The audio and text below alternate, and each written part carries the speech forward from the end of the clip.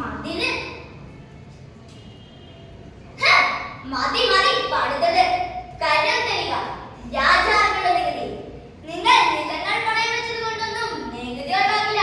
വേഗം ഇല്ലെങ്കിൽ പഠിക്കുമ്പോഴേ കളക്കൂ. അയ്യോ പ്രഭു, ഞങ്ങളോട് ക്ഷമിക്കണം. ഞങ്ങൾ പാവങ്ങളാണ്. ഞാനൊന്നുമില്ല.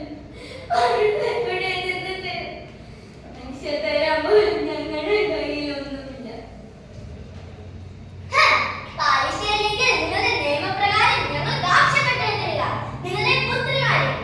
രാജാവിന്റെ നികുതിക്ക് പകരമായി ഞങ്ങളുടെ വീട്ടിലെ ജോലികൾക്കായി അവരെ വിട്ടുതരിക.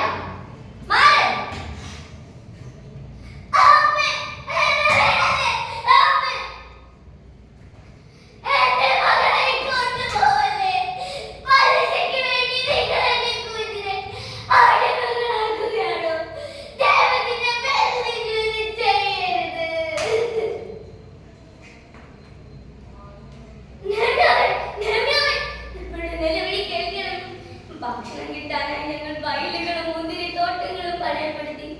ഇപ്പോൾ ഞങ്ങളെ കുഞ്ഞുങ്ങളെ അടിമകളാക്കിക്കൊണ്ട് ഞങ്ങളെ രക്ഷിക്കണമേ. എന്താണ് ഈ നിലവിളി? എന്തിനാണ് ജനം വിലപിക്കുന്നത്? അവർക്ക് കണം തിരിച്ചടയ്ക്കാനാകുന്നില്ലെങ്കിൽ എന്ത് ചെയ്യാനാകും? നിയമം ഇതാണ്, പണം കൊടുത്താൽ പലിശ വാങ്ങും. ഈ മതിൽ പണിയുന്നത് ഞങ്ങളുടെ പണക്കാരാണ്.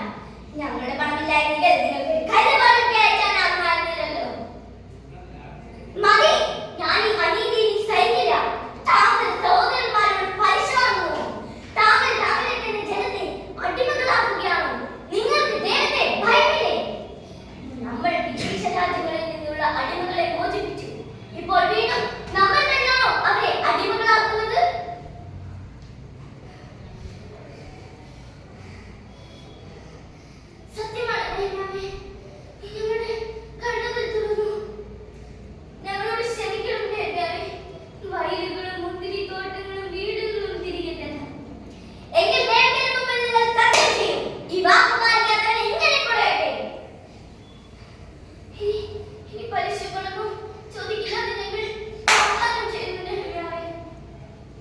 ഭരണാധികാരിയായ എനിക്ക് ആനുകൂല്യം ലഭിക്കേണ്ടിയിരുന്നു.